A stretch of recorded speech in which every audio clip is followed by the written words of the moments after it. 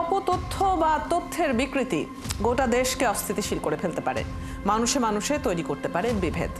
আর তাই এসব অপতথ্যের বিপরীতে সঠিক তথ্যটি তুলে ধরা দরকার জাতীয় স্বার্থেই। সেই কাজটি করতে এসেছি আমি রুবাইয়াত অদিতি। দর্শক, আপনাদের সবাইকে আমন্ত্রণ জানাচ্ছি রিউমার চেক নিয়ে ৭১-এর নিয়মিত আয়োজন ফেক নিউজ স্ক্যানারে।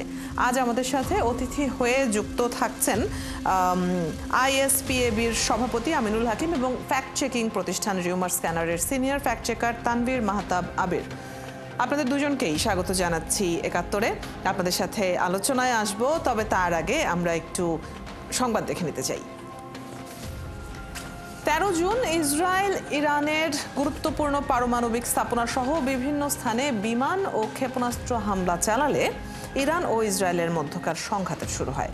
এরপর হামলা, পাল্টা জবাব ও হুমকির মধ্যে ১২ দিন পর যুদ্ধবিরতি ঘোষণা হয়। সামাজিক যোগাযোগ মাধ্যমে ইরান ইসরায়েলের সংঘাত অসংখ্য ভুয়া তথ্য ছড়িয়ে পড়েছে। রিউমার স্ক্যানার ইরান ও ইসরায়েলের মধ্যকার সাম্প্রতিক এই সংঘাতকে কেন্দ্র করে ৭৫টি ভুয়া তথ্য শনাক্ত করেছে। এসব ভুয়া তথ্য বিশ্লেষণ করে দেখা গেছে আক্রমণকারী হিসাবে প্রায় ৭৫% ক্ষেত্রেই ইরানের নাম এসেছে। অন্যদিকে ধ্বংসাত্মক দৃশ্য দাবিতে প্রচারিত ভুয়া ফুটেজের প্রায় ৭৩% ছিল ইসরায়েলের। ইসরায়েলের গুরুত্বপূর্ণ স্থাপনা ধ্বংস করার দাবির একাধিক ভিডিও প্রচার হলেও ইরানের সুনির্দিষ্ট কোনো তথ্য পাওয়া যায়নি। ধরন অনুযায়ী ভিডিওর মাধ্যমে ৮৫% প্রচারণা চালানো হয়। বাংলাদেশে ছড়ানো ভুয়া তথ্য বিশ্লেষণে দেখা যাচ্ছে শনাক্ত হওয়া ৭৫টি ভুয়া তথ্যের মধ্যে ৫৬টিতেই আক্রমণকারী হিসেবে ইরানের নাম এবং দেশটির পক্ষে প্রচারণা সংক্রান্ত কন্টেন্ট ছিল। এর মধ্যে ৫১টি ভুয়া তথ্যের কন্টেন্টেই ইরান কর্তৃক আক্রমণ করা হয়েছে এমন সরাসরি দাবি প্রচার হয়েছে। ২০২৪ সালের নভেম্বরে লেবাননের রাজধানী বৈরুতে একটি বাসভবনে হামলার ঘটনার ভিডিওকে ইরানের ক্ষেপণাস্ত্র হামলায় ইসরায়েলের ডিফেন্স হেডকোয়ার্টার ধ্বংস হওয়ার দাবি করা হয়। ইসরায়েলের নাগরিকরা দেশ থেকে পালিয়ে যাওয়ার দৃশ্য যাচাই করে দেখা যায় আলোচিত সংঘাতটির সাথে এই ভিডিওর কোনো সম্পর্কই নেই। ভিডিওটি নেপালের। এছাড়াও একাধিক দেশের পুরনো ভিডিও ব্যবহার করা হয়েছে। সেসব দেশের তালিকায় রয়েছে চীন, তুরস্ক, ইউক্রেন, রাশিয়া, ইরাক, ইয়েমেন সহ আরও অনেক দেশ।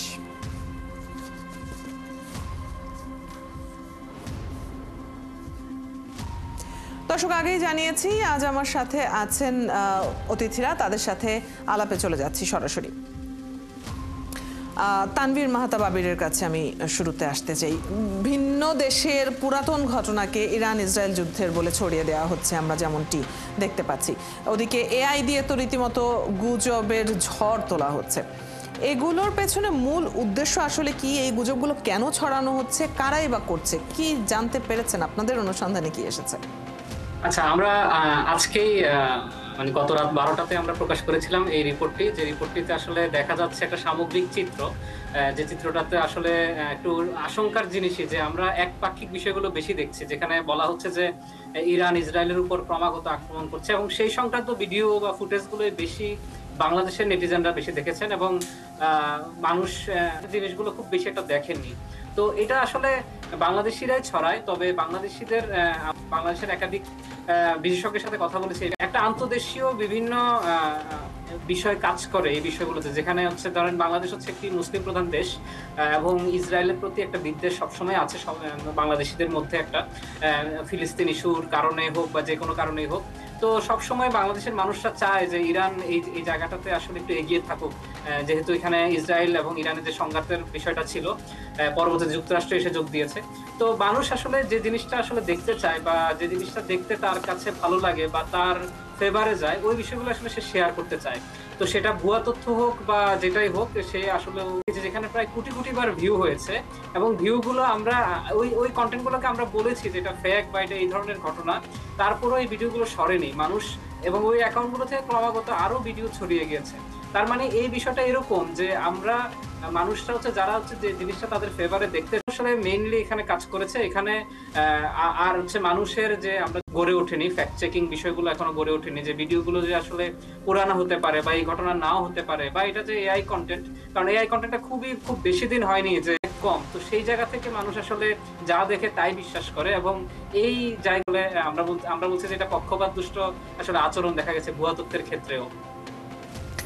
জি, আমিনুল হাকিমের সাথে কথা বলবো এখন এই বিষয়টি নিয়েই।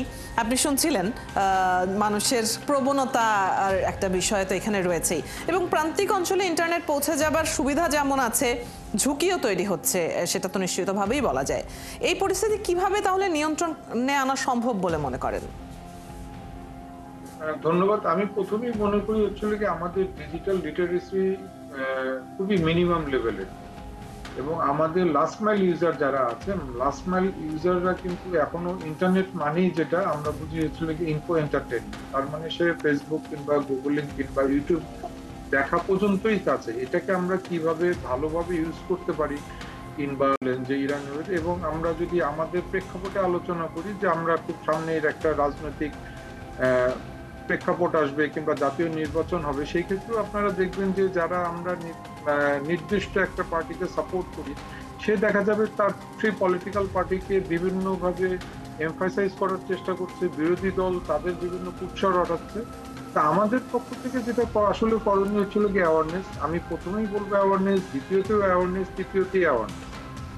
এই অ্যাওয়ারনেসের ইম্পর্টেন্টটা এমন পর্যায়ে একটা পৌঁছে গেছে, ডিজিটাল লিটারেসি যদি আমাদের ইমপ্রুভমেন্ট না হয়, আমরা কোন সোর্স থেকে ইনফরমেশনটা পাচ্ছি, সেই সোর্সের জাস্টিফিকেশন কত, কিংবা যার সোর্সটাকে আইডেন্টিফাই করা, কিংবা অনেক ক্ষেত্রে দেখা যায় যে বিভিন্ন চটকদার টাইটেল থাকে সংবাদে, এই চটকদার আমরা টোটাল ডিটেলস নিউজটাতে ঢুকতে পারছি না কিংবা ঢোকার চেষ্টা করছি না।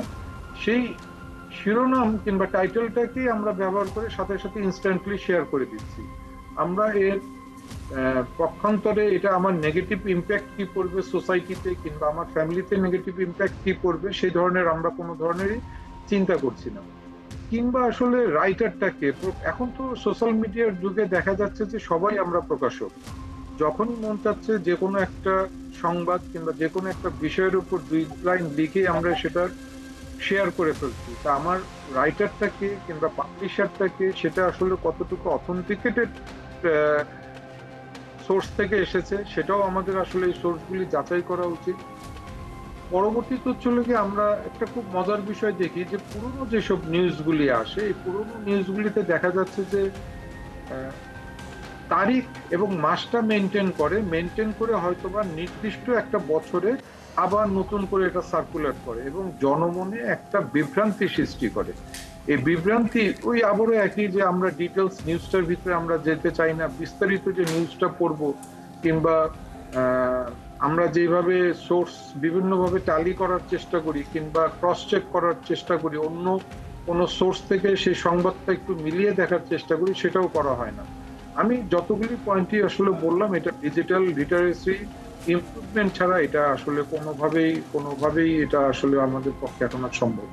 এবং সবচাইতে বেশি যেটার উপরে গুরুত্ব দিলেন সচেতনতা, সেই জায়গাটা নিয়ে কথা বলবো। আর আমাদের সাথে অতিথিরা যুক্ত আছেন, সরাসরি তাদের সাথেই আলাপে চলে যেতে চাই এবং শুরুতেই আইএসপিএবির সভাপতি আমিনুল হাকিমের কাছে জানতে চাইব, আপনি সচেতনতার কথা বলছিলেন, সব মহলের সচেতনতার প্রয়োজনীয়তা তো রয়েছেই, এছাড়াও আমরা এখন যে পরিমাণ প্রযুক্তির ব্যবহার দেখছি গুজব ছড়ানোর ক্ষেত্রে, গুগলের নতুন এআই মডেল গুগল বায়ো 3 বোধহয়, সেখানে তো এখন আরও বিশ্বাসযোগ্যভাবে ডিপ ফেক তৈরি হচ্ছে, এমনকি আমাদের ডিএমপি কমিশনারেরও এআই ভার্সন তৈরি করে গুজব ছড়িয়ে দেওয়া হয়েছে।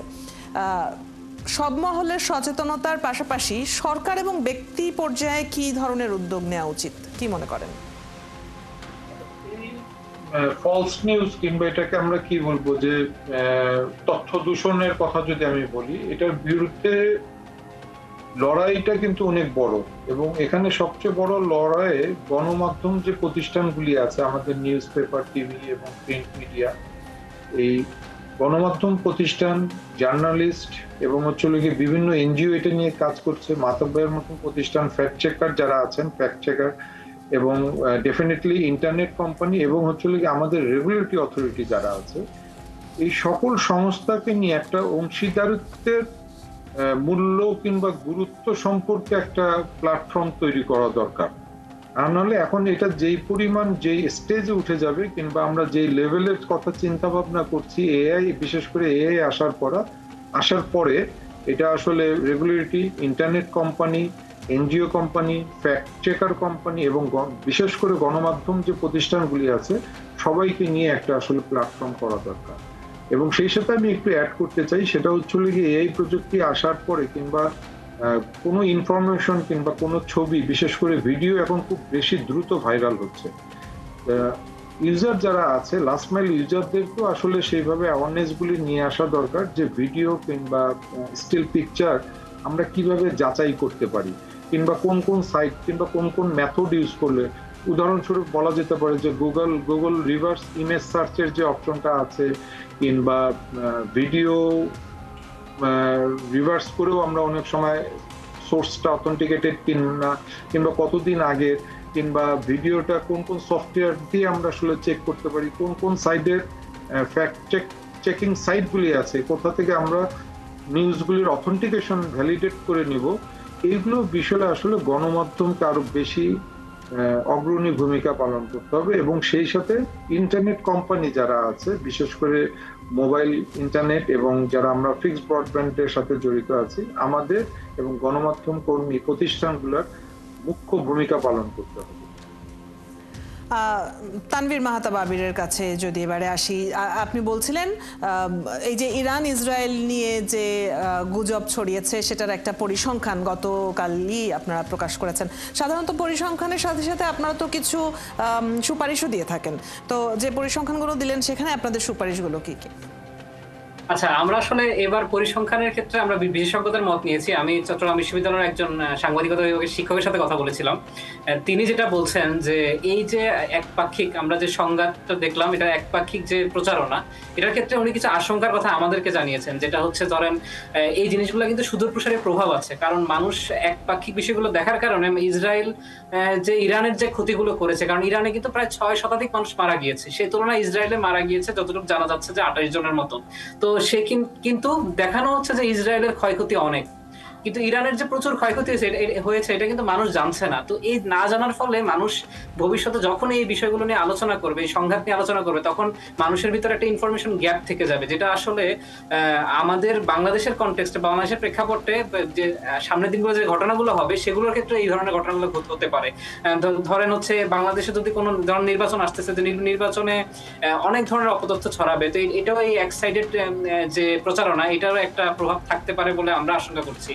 আর যেটা বলছি যে এই ধরনের সংঘাতগুলোতে এআই এর ব্যবহার সাম্প্রতিক সময় অনেক বেড়েছে, তো এটা থেকে আসলে আমরা শিক্ষা নিতে পারি যে আগামী নির্বাচনে এখন থেকে আমরা দেখছি যে এআই এর ব্যবহারগুলো, আপনি যেটা বলছিলেন আপনার বক্তব্যে যে ডিএমপি কমিশনারের একটা ভিডিও এরকম ছড়াচ্ছে, তো আমরা এগুলো ফ্যাক্ট চেক করছি নিয়মিতই, এবং আমরা দেখছি যে এই জিনিসগুলো যেহেতু মানুষের কাছে সহজলভ্য হয়ে যাচ্ছে, মানুষ এটা বিনামূল্যে ব্যবহার করে করে বানাতে পারছে, তো আগামী দিনগুলোতে মানুষ হচ্ছে ঘরে বসে অপতথ্য ছড়ানোর এক একটা ঘর হয়ে উঠবে, অপতথ্যের একটা আতুর ঘর হয়ে উঠবে, যেটা আমরা মনে করছি। কারণ মানুষের প্রযুক্তিগুলো যত সহজে ইউজ করতে পারছে এবং ইউজ করে অপতথ্য ছড়াচ্ছে, তত কিন্তু মানুষের ভিতরে সচেতনতা নাই যে এই অপতথ্যটা আসলে কি পরিমাণ ইম্প্যাক্ট হতে পারে। আমরা সাম্প্রতিক সময় দেখেছি যে ডিপফেক ভিডিওর মাধ্যমে বাংলাদেশেই একজন গৃহবধূ আত্মহত্যা করেছেন, আর মানে এই ভিডিওটার মাধ্যমে তিনি হচ্ছে শারীরিকভাবে মানসিকভাবে লাঞ্ছিত হয়েছেন। তো এই ঘটনাগুলো বাংলাদেশেই ঘটছে, আর এটা আগে আমরা বিদেশে শুনতাম, কিন্তু এখন দেখছি যে বাংলাদেশেই ঘটছে এর ব্যবহারের কারণে। তো এই বিষয়গুলো সামনের দিনগুলোতে আমরা মনে করছি যে আরো ভয়াবহ হবে যদি না আমরা এখনই এই বিষয়গুলো নিয়ে সচেতন না হই। সচেতনতার প্রশ্ন আসছে, তবে যেমনটি আপনিও বললেন, আমিনুল হাকিমও বলছিলেন যে একটা পরিবর্তিত রাজনৈতিক প্রেক্ষাপটে তো আমরা এখন আছি, পাশাপাশি সামনে নির্বাচন এবং সামনে রাজনৈতিক পট পরিবর্তনের আরও একটা বড় জায়গা রয়েছে, সেটাকে ঘিরে রাজনৈতিক অপতথ্যের ব্যবহারও আমরা প্রচুর পরিমাণে দেখছি। কিন্তু এই যে জনাব আমিনুল হাকিম, আপনি যেটি বলছিলেন যে গণমাধ্যম একটা বড় ভূমিকা রাখতে পারে, কিন্তু আমরা দেখছি যে গণমাধ্যমের খবরগুলোকেই বরং বিভিন্নভাবে নকল করে, বিভিন্ন প্রযুক্তির ব্যবহার বলি, এডিট করে, লোগো বসিয়ে নানাভাবে মানুষের কাছে পৌঁছানোর চেষ্টা হচ্ছে।